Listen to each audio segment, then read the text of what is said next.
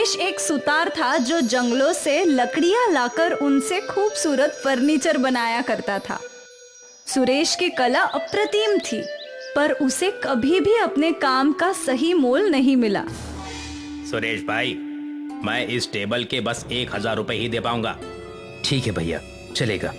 सुरेश महीने भर में बस 2 या 3 हजार रुपए ही कमा पाता था और वो सारे पैसे अपनी पत्नी शोभा के हाथ में रख दिया करता था।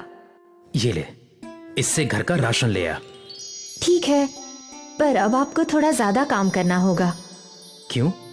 क्योंकि हमारे घर में जल्द ही एक नया मेहमान आने वाला है। सच्ची? हाँ। शोभा, मैं तुम्हें क्या बताऊं कि मैं कितना खुश हूं। धन्यवाद शोभा।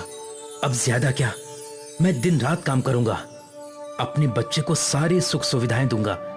तू चिंता मत कर शोभा, और आज से घर के भी सारे काम मैं ही करूंगा। अरे नहीं नहीं, घर के काम मैं ही कर लूंगी। वैसे भी काम करना बच्चे के लिए अच्छा है। तुम तो बस खाना बनाना, बाकी तो मैं ही करूंगा, और मैं तुम्हारी एक नहीं सुनूंगा। सुरेश की खुशियों का ठिकाना नहीं था। उसी दिन से उसने घर के सारे काम करना शुरू कर दिया। अगर शोभा किसी काम को हाथ लगाती तो सुरेश उसे डांटा करता था। शोभा, तुम्हें मना किया है ना ये सब करने से। मैंने कहा ना मैं कर लूंगा। पर आप काम करें और मैं बैठी रहूं, ये बात मुझे अच्छी नहीं लग रही। तुम्हें अच्छी लगे या ना लगे, पर ये तुम्हारे लिए अच्छी है और हमारे होने वाले बच्चे के लिए भी। अब जाओ, बैठो वहां। डांट सुनकर शोभा एक कोने में बैठ गई और सुरेश ने सारे काम निपटा दिए। सारे काम खत्म करके सुरेश शोभा के साथ बैठ गया और ढेर सारी बातें करने लगा। दोनों अपने होने वाले बच्चे का सोचकर ही बहुत खुश थे।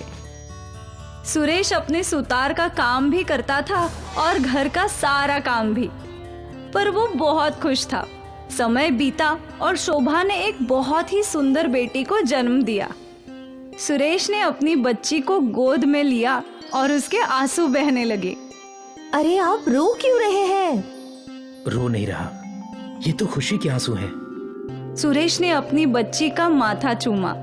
ये सुरेश की जिंदगी का सबसे खूबसूरत लम्हा था। कुछ दिनों बाद सुरेश और शोभा अपनी बेटी को घर ले आए। अब सुरेश सारा समय बच्ची के आसपास ही रहता था। ये गर्मियों का मौसम था और सुरेश की नन्ही परी गर्मी से परेशान थी।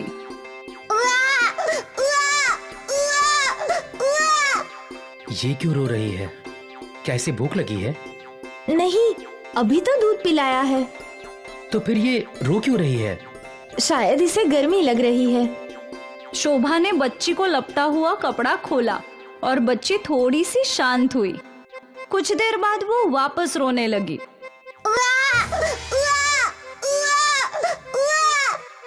अस्पताल में पंखा था, वहाँ ये चुपचाप सोया करती थी। यहाँ हमारे घर में फैन क्या, बिजली का भी अता पता नहीं है। मैं भी आता हूँ। सुरेश अपनी पड़ोसी के घर गया और उसने बिजली की बात की। उसका पड़ोसी बिजली देने के लिए तैयार हो गया। सुरेश को हर महीने पड़ोसी को 300 रुपए देने थे। बिजली की एक तार सुरेश पड़ोसी के घर से अपने घर तक खींच लाया और उस पे बल्ब लगा दिया। बिजली तो आ गई, अब फैन खरीदना होगा।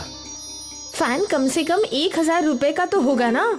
सुरेश ने अपनी जेब टटोली तो उसके पास केवल 100 रुपए थे। कोई बात नहीं, अब जब कोई पैसे आएंगे तो आप फैन खरीद लेना। सुरेश ने बच्ची की ओर देखा। बच्ची गर्मी से परेशान थी। मैं देखता हूँ कहीं पुराना फैन मिलता है क्या। ठीक है। सुरेश कबाड़ी की दुकान में पहुंचा। अरे भैया, आपके पास कोई पुराना पंखा है क्या? हाँ, एक, लेकिन उसकी बॉडी खराब है, पर मोटर चल रहा है। तुम्हें चाहिए तो ले लो, बॉडी बदल लेना। कबाड़ी ने सुरेश को एक पुराना सीलिंग फैन दिखाया जिसकी बॉडी टूटी हुई थी। क्या दाम है इसका?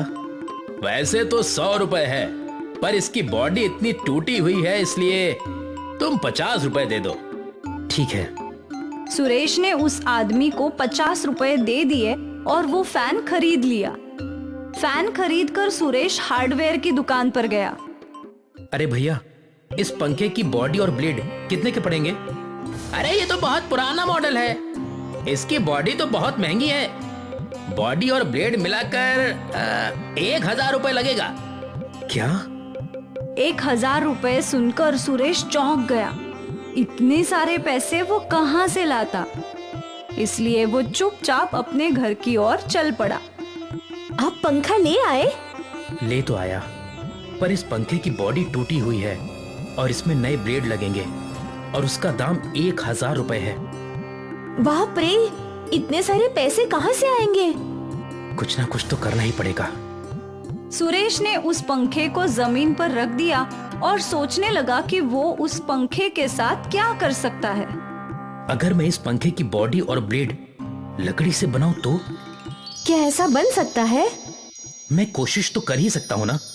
और वैसे भी गुड़िया गर्मी से बहुत परेशान है। सुरेश पंखा लेकर बाहर आया और अपने सामने पड़े लकड़े के तने से पंखे की बॉडी बनाने लगा। वो बहुत बारीकी से काम करता रहा और कई घंटों बाद आखिर उसने लकड़ी से बॉडी और ब्लेड बना दिए। उसने पंखे को जॉइन किया। ये हुई ना बात। सुरेश अपने लकड़ी के पंखे को घर के भीतर ले गया और उसे छत से टांग दिया और बिजली का कनेक्शन कर दिया और फिर बटन दबाते ही पंखा घूमने लगा। अरे वाह! और रोती हुई बच्ची तुरंत शांत हो गई। मेरी मेहनत रंग लाई। हाँ देखिए, ये चुप बैठ गई। भगवान करे मैं इसकी सारी जरूरतें पूरी कर सकूं और एक अच्छा बाप बन सकूं। आप अच्छे पिता हैं। बच्ची खुश थी और इसलिए शोभा और सुरेश भी खुश थे। अगले दिन उनके घर पे ग्राम पंचायत के ऑफिसर आए। क्या आपके घर में किसी बच्चे का जन्म हुआ है? हाँ हाँ, अंदर आइए ना।